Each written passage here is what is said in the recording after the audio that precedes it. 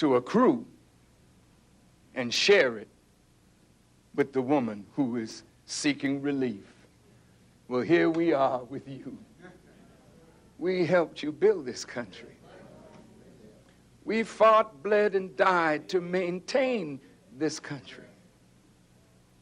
You don't want to see the horror of the transatlantic slave trade and the inhumanity of what we suffered. You say, but the present generation had nothing to do with it. That is true.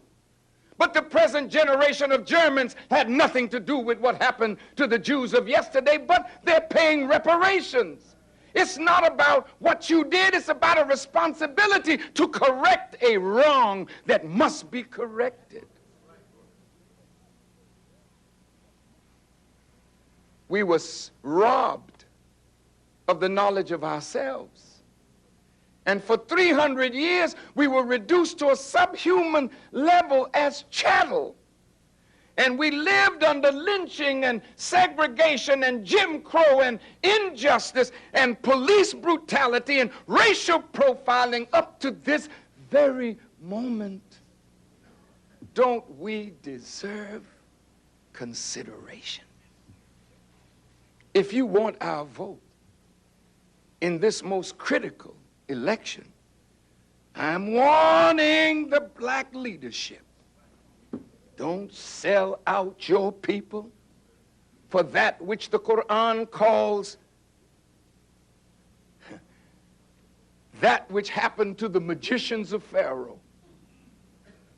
They were promised wealth and nearness to Pharaoh.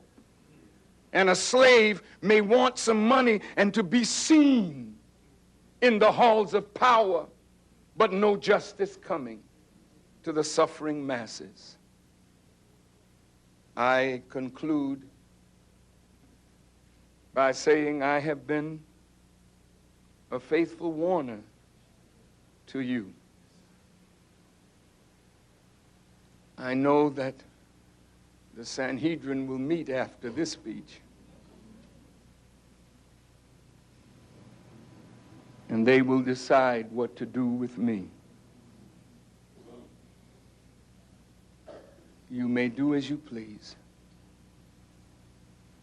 But if this country is to survive, it must renounce and repudiate the doctrine of the neoconservatives and distance this country from their agenda. If America is to survive, she must not use the might of America to fight the battles of Israel and allow herself to be used to destroy the real or perceived enemies of Israel.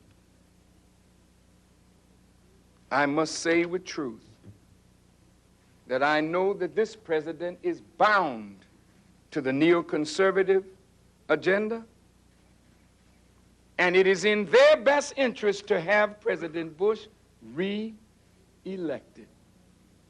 I am hoping that there will not be any terrorist activity in America that will kill many more Americans to facilitate a political and economic agenda. I warn you in my conclusion,